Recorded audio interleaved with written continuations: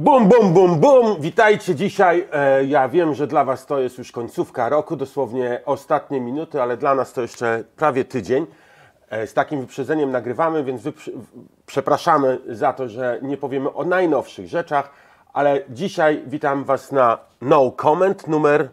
A kto to wie? Ale podsumowujący no comment, bo będziemy rozmawiać o czym, Łukasz? Będziemy rozmawiali o tym, jaki był ten 2022 rok, co było ciekawego, co było śmiesznego, no i może co było też tragicznego, o czym wszyscy wstydzą się mówić. No to Łukasz, gdybym Cię poprosił o 5 najważniejszych wydarzeń tego roku. Ja mam przygotowanych 7. To daje 7. 7 wydarzeń, które stały się, może 7 upadków tego roku. 7 upadków, o których chcielibyśmy zapomnieć. Pierwszy to był Bridge Ronin. Bridge Ronin, który był takim popularnym bridge'em związanym z grą. On od listopada 2021 roku miał strasznie dużo użytkowników, no i w marcu 2022 zhakowano go, zabrano, sprawdzam dokładnie, żeby nie kłamać, 173 600 eterów i 25,5 miliona USDC. A wszystko tylko dlatego, że firma sama przyznała, no właśnie od października, listopada, jak zaczęli mieć dużo użytkowników, no to musieli poluźnić trochę swoje standardy bezpieczeństwa i efekt tego był taki, że 5 z 9 kluczy prywatnych zostało skradzionych, no i to skutkowało zatwierdzeniem przelewu właśnie takich 2 dużych przelewów. To jest ciekawe, na chwilę pociągnę ten wątek. Braliśmy udział chyba 2 tygodnie temu w takiej debacie, ceksy czy deksy.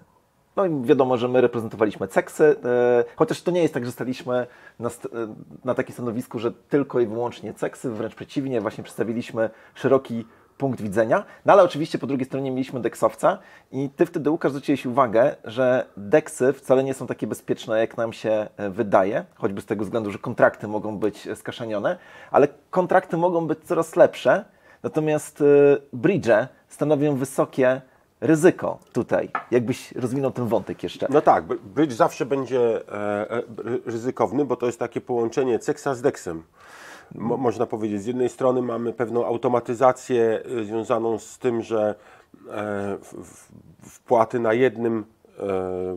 jednej sieci, na jednym blockchainie powodują jakieś zdarzenia na innej sieci. To wszystko może być zautomatyzowane i przykryte jakimś dobrym oprogramowaniem. No ale mimo wszystko, tak jak właśnie pokazuje przykład tego Ronin Bridge, to też można zhakować i wydaje mi się, że to będzie najpopularniejszy wektor ataków na deksy. No po prostu na blockchain, na wszystkie rzeczy związane z DeFi w 2023 roku. Chyba że powstanie kiedyś taki blockchain, który jakby wyprze wszystkie pozostałe, ale o tym pewnie kiedy indziej pogadamy.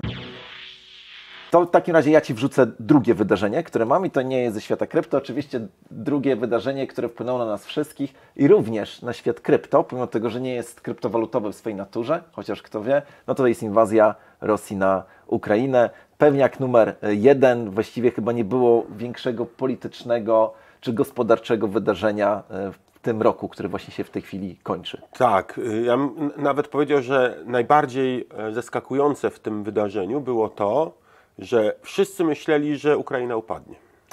Tak, to prawda.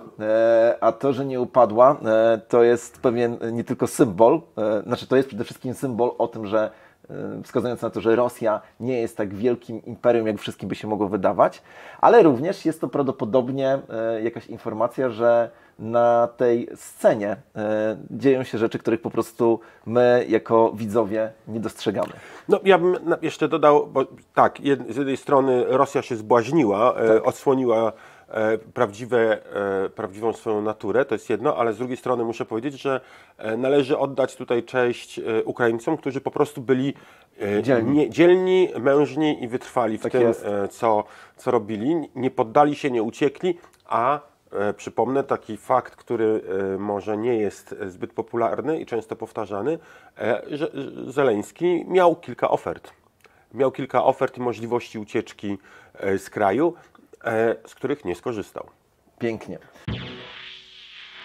Tak. Wydarzenie kolejne ze świata krypto. No, ja bym powiedział, że jedno z najbardziej znaczących to upadek oczywiście Tery. Upadek Terra USD i Luny.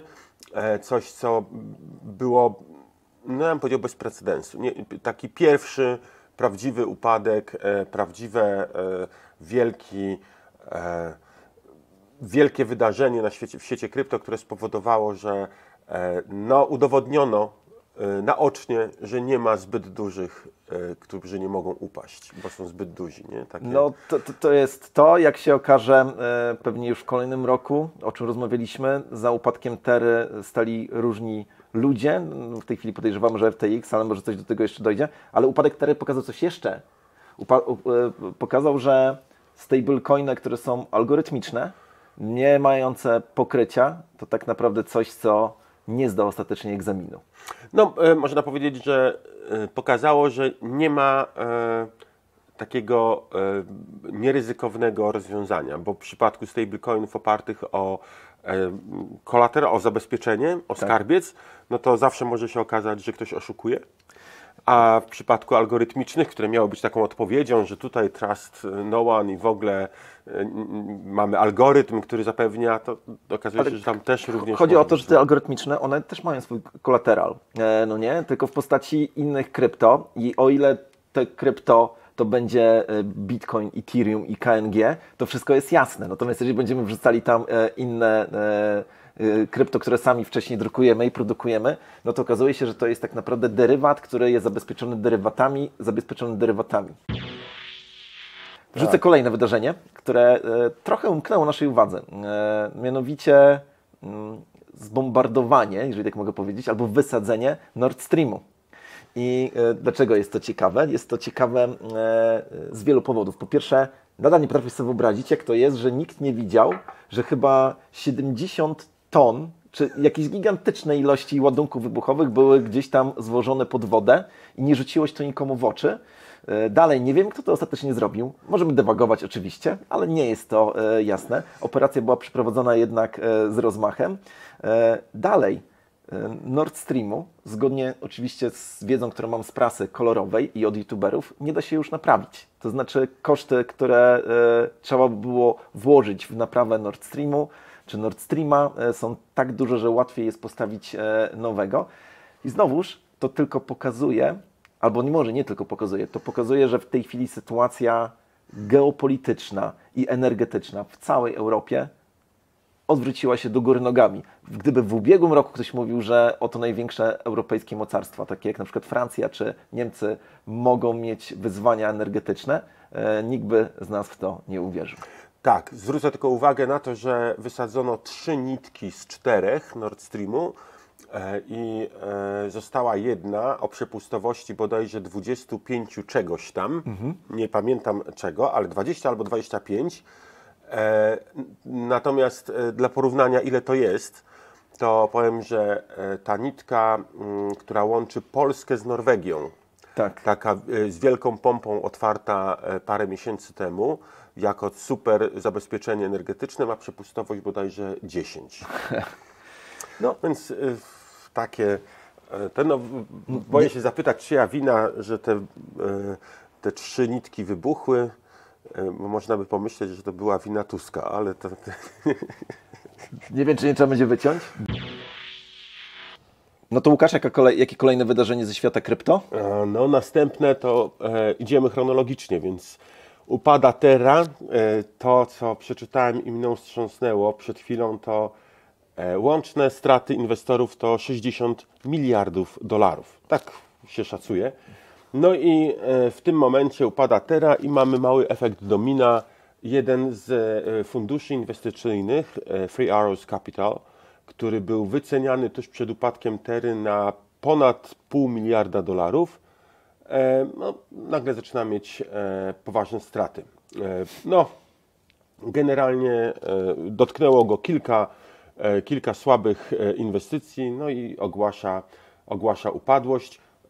Powiązane to ma być oczywiście właśnie z upadkiem Terry gdzie Three Arrows Capital był mocno zaangażowany. Generalnie 560 milionów, ale niektórzy mówią 625 milionów dolarów znika z rynku. No właśnie i znowuż mamy potwierdzenie tego zdania, które powiedziałeś kilka minut temu, że nie można być za dużym, żeby nie upaść, tak? No bo kto by się spodziewał, że Three Arrows upadnie, a tutaj takie rzeczy. No to ja, jeżeli chodzi o wydarzenia ze świata nie krypto, to mundial. I nie chodzi mi o to, że było to fajne wydarzenie sportowe i że polski sędzia był w finale. Chodzi mi tylko o to, że mundial, ten, który się teraz odbył, złamał wszelkie paradygmaty poprzednich mundialów, bo to odbył się w listopadzie, w państwie, które wiemy o tym, że kupiło po prostu ten mundial, w państwie, które wcale nie ma wielkich doświadczeń piłkarskich i myślę sobie, że jest to po prostu symbol tego, jak świat się w tej chwili zmienia.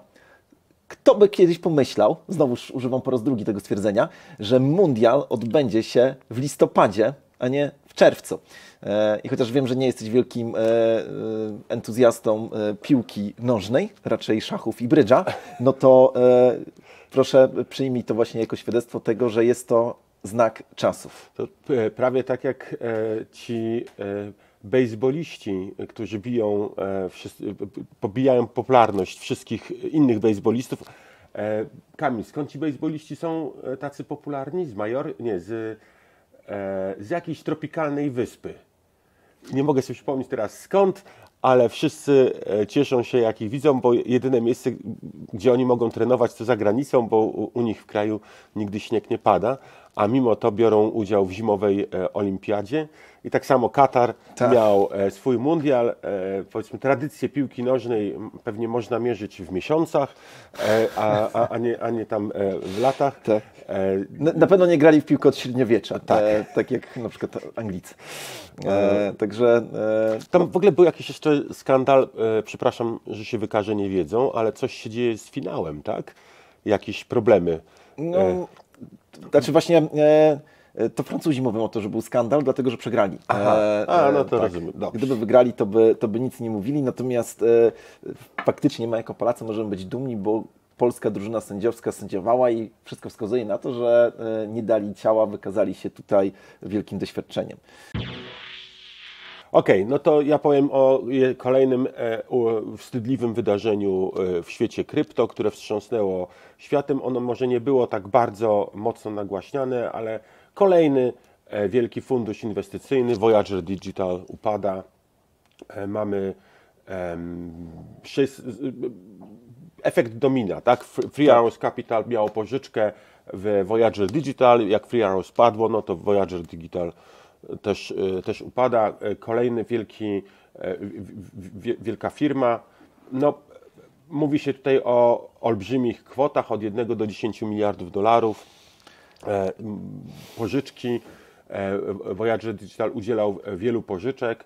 No i zadziwiające, że jedna pożyczka właśnie w kwocie 650 milionów zatrzęsła takim gigantem, który miał pożyczone podobno nawet 10 miliardów dolarów. Dziwne trochę. Może drukowali? Może drukowali, tak jest. Nie wiadomo. Kolejne wydarzenie, trochę na granicy krypto i takich wydarzeń polityczno-biznesowych, no to oczywiście Twitter. I przyjęcie Twittera przez Elona Muska w też tak do końca niejasnych okolicznościach, bo to na samym początku Elon miał już kupić za chyba 40 miliardów dolarów, dobrze pamiętam kwotę. Możliwe, nie pamiętam. Później się wycofuje, Twitter się wkurza, później ostatecznie przyjmuje. Wiemy o tym, że podobno sam CZ miał się dorzucić w kwocie $0,5 miliarda, czy się dorzucił, tego nie wiemy. Może gdzieś to można sprawdzić, ale wiem, że to też było niejasne. No i teraz w momencie, kiedy nagrywamy, Elon Musk jeszcze jest prezesem Twittera, ale prowadzi chyba jakieś już gęste rozmowy z potencjalnymi kandydatami, bo powiedział, że jeżeli znajdzie głupca, który będzie nadawał się na to stanowisko, to odstąpi. Chociaż, Łukasz, jest jedna ciekawostka, to na pewno Cię zainteresować. Elon Musk powiedział, że jednej rzeczy nie odpuści. To znaczy, za jedną rzecz chce być też odpowiedzialny. Za zarządzanie programistami. Okej. Ciekawostka, no nie? Musi być twardy. Kolejny wielki upadek, kolejna wielka firma, która wydawała się, że jest olbrzymia, pewna i na pewno nie upadnie. Jeśli już, to wszyscy upadną, tylko nie oni. A tutaj się okazuje, że jest odwrotnie. Rynek weryfikuje podstawy biznesowe, no i Celsius Network upada. Okazuje się, że 13 czerwca zgłasza wniosek o bankructwo. Tak. Wielka firma pożyczkowa, firma, która pożycza krypto pod zastaw krypto. Okazało się, że nie była tak dobra, jak się wydawało. Do tej pory do końca nie wiadomo, co się stało. Ja bym podejrzewał to, że po prostu nie likwidowano zabezpieczeń, pod które były ustanowione pożyczki i albo nie nadążano, No albo chyba nie nadążano, bo nie, to nie było... likwidowano tych zastawów.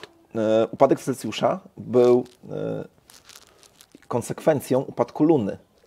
Upadek Luny spowodował nagły spadek cen Bitcoina i innych twardych asetów. No i faktycznie Celsius w pewnym momencie mówi, nie mamy zabezpieczenia. Też bym tak pomyślał o tym, bo przecież to była wielka organizacja i ona raczej starała się być tą taką regulowaną, a jednak chyba nie zdążali z zamykaniem swoich pozycji, co znowuż pokazuje pewną słabość rynku krypto, albo brak doświadczenia, albo, i o tym się boję pomyśleć, być może Celsius jednak pożyczył trochę więcej niż miał.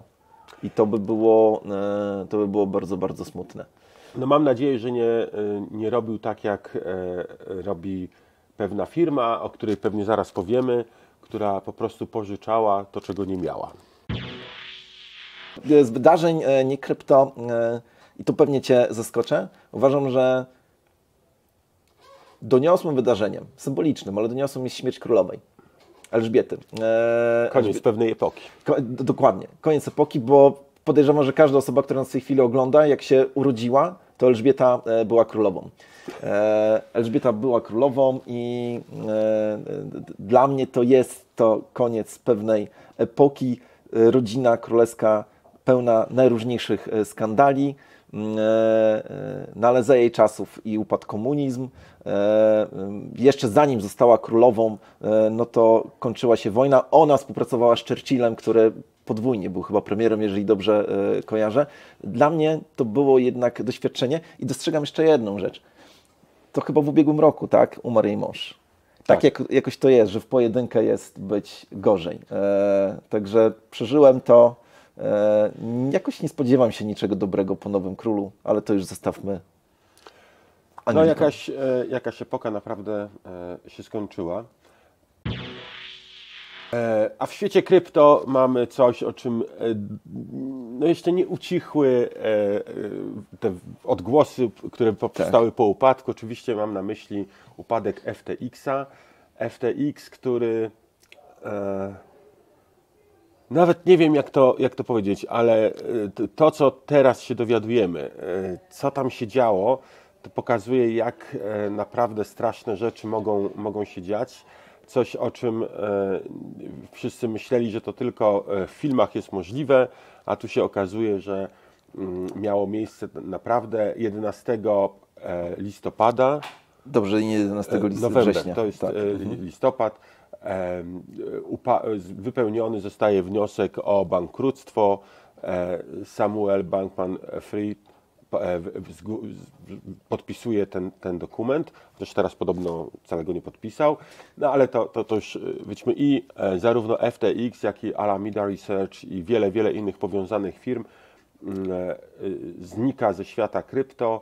Olbrzymie straty wielu inwestorów, wielu klasycznych inwestorów, wielu VC, które wydawałoby się, że są symbolem wręcz takiego rzetelnego inwestowania z prześwietlaniem, ze zgłaszaniem, z robieniem due diligence i tych wszystkich rzeczy.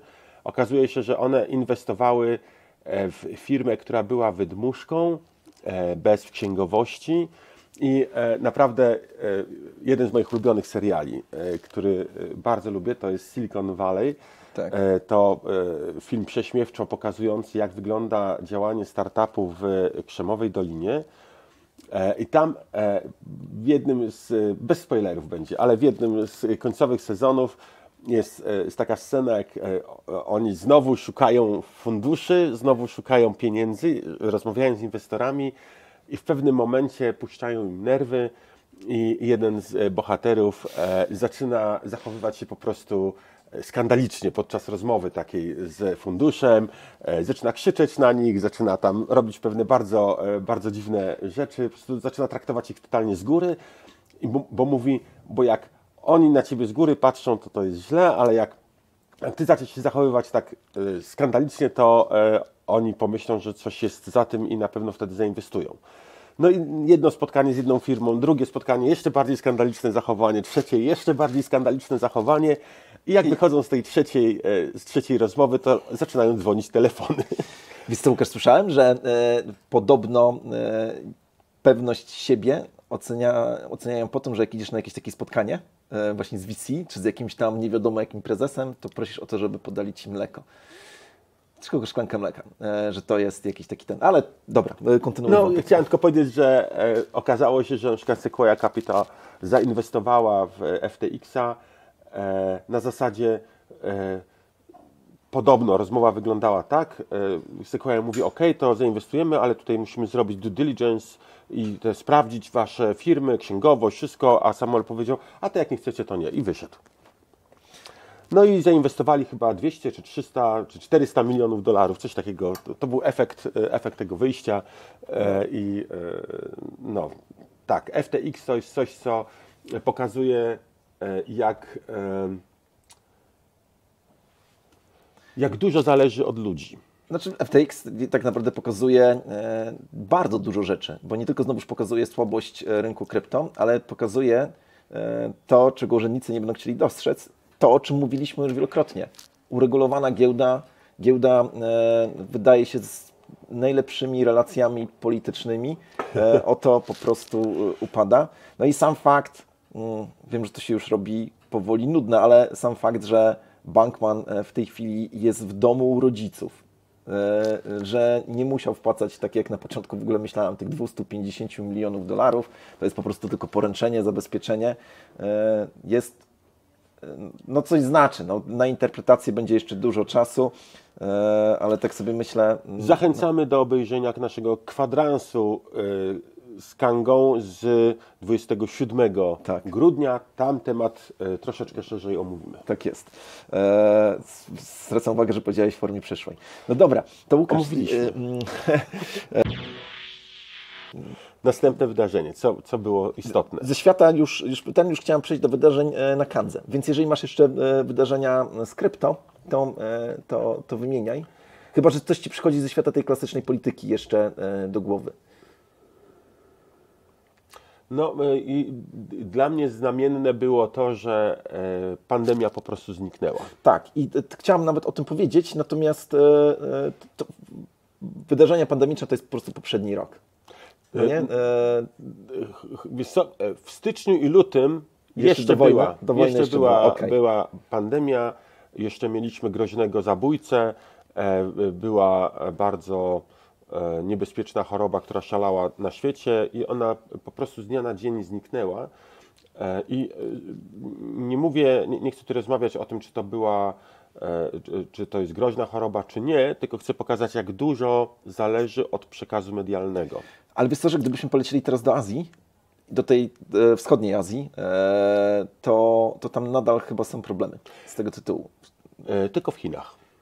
Ale tylko i wyłącznie z tego powodu, że tam jest prowadzona ta polityka zero COVID, czyli jedna osoba zachorowała, zamykając całe osiedle. A tam przypomnijmy, że osiedla mają po kilkanaście milionów ludzi. Tak. No są duże, natomiast faktycznie no, oglądam parę blogów podróżniczych, czy vlogów podróżniczych i widziałem ostatnio dwa takie. Jeden gościu, który był w Indiach przez miesiąc, teraz, listopad, i tam w ogóle nic w temacie, i pojechał też do Kambodży i tam również nic w temacie, więc można powiedzieć, że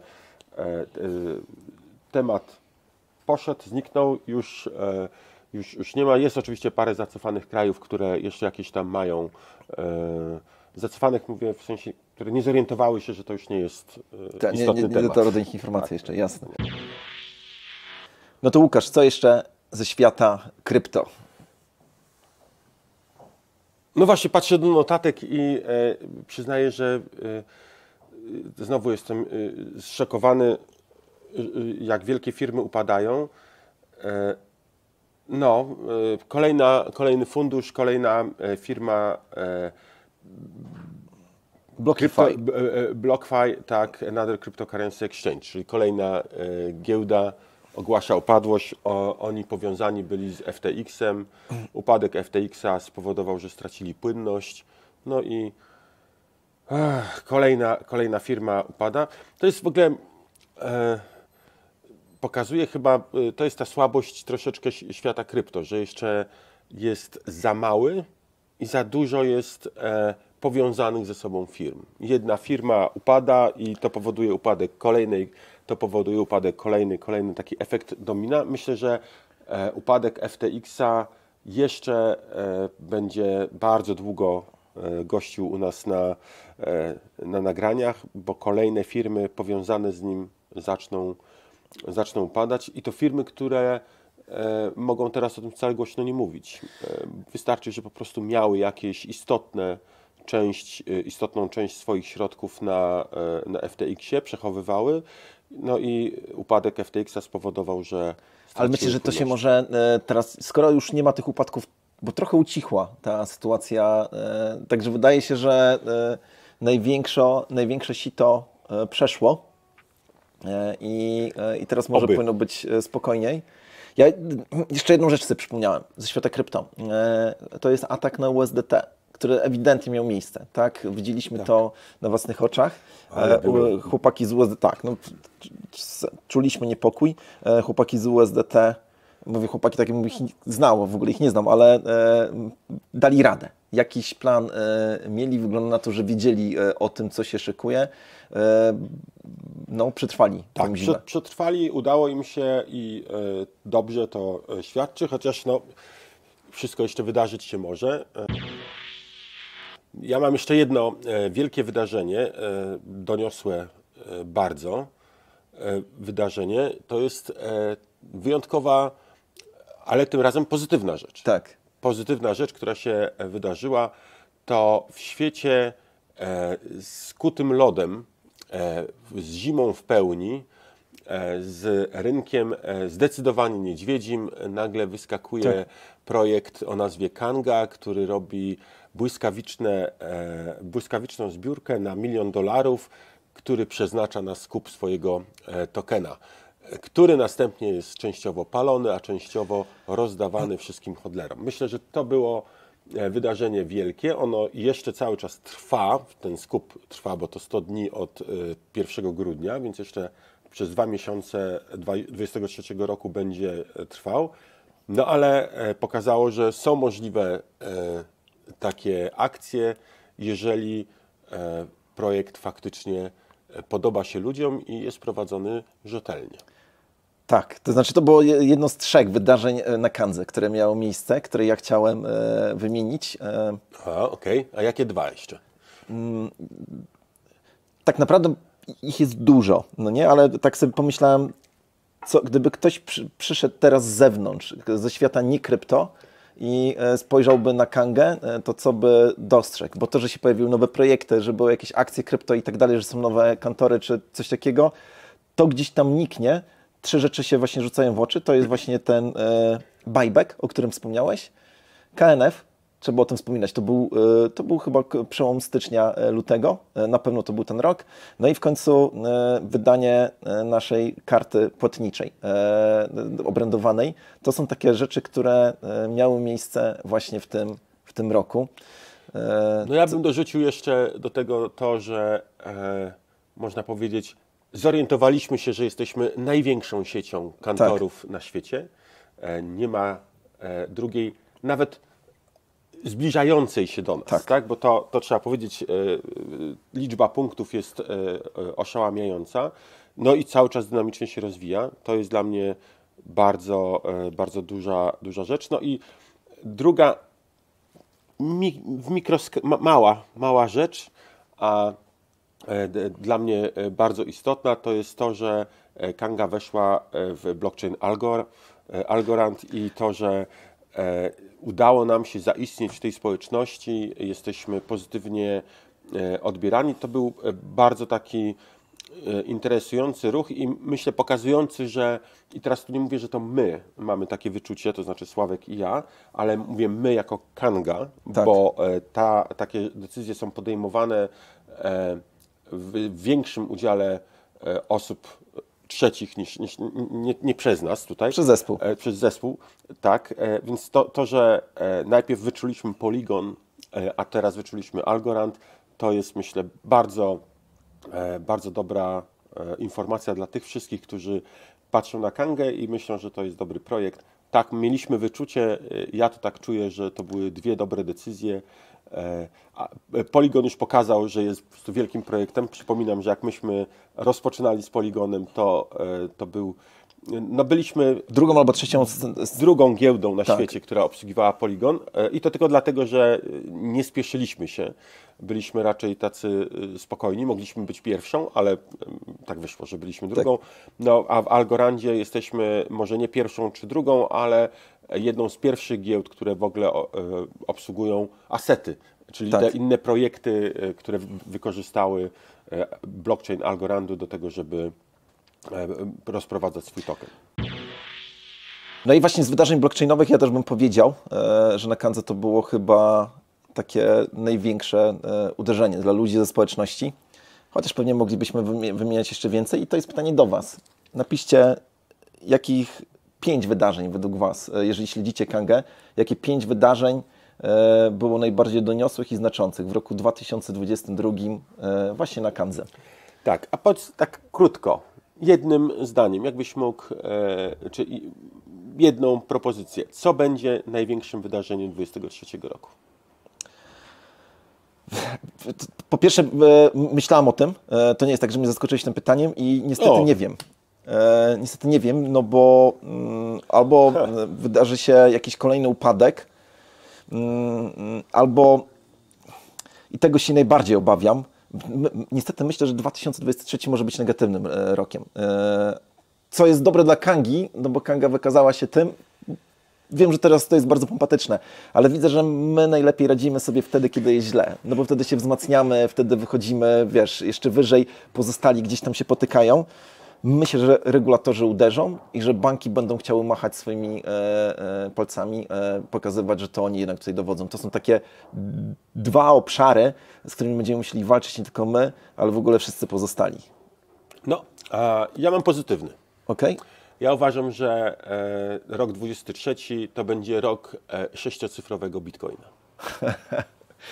Ale chyba mam nadzieję, że nie mówisz po przecinku. Nie, mówię, że cena bitcoina będzie wyrażana w dolarach 6-cyfrową liczbą i to będzie rok, który pokaże, że faktycznie krypto to jest odpowiedź na wiele problemów, które ma świat w tej chwili. Łukasz, już musimy kończyć, ale zapomnieliśmy o jednym ważnym wydarzeniu krypto. O merge'u. A to jest ciekawe, że fakt, że myśmy o tym nie wspomnieli. Może on wcale taki doniosły Właśnie, nie był. Może nie jest tak ważnym wydarzeniem, jak wszyscy myśleli, chociaż no było to coś po raz pierwszy. Musimy, Łukasz, kończyć, bo tutaj jeszcze inne obowiązki nas czekają. Wszystkiego dobrego w nowym roku. Tak. Toast, wszystkiego dobrego. Dzwoneczki. Subskrybuj, udostępniaj, to jest bardzo ważne.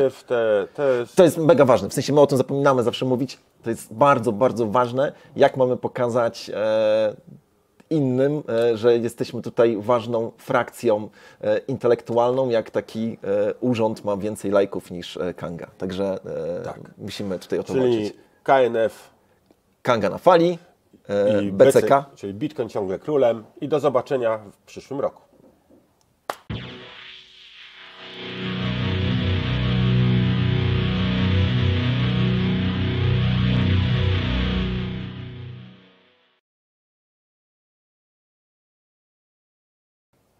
czekała. Tak błyskawiczne połączenie, ja nie wiem o co chodzi. Pewnie jakaś firma ta. Znowu czegoś nie zapłaciłem.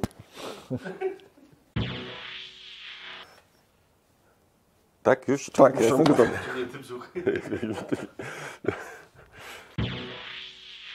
Kiedyś zrobię ukrytą kamerę i będę Ciebie nagrywał.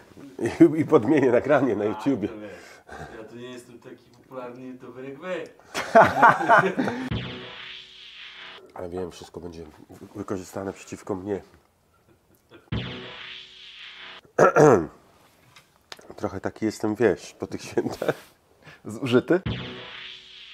Nie może upaść, ale to dlaczego, słuchajcie, niestety zadzwonił mi telefon.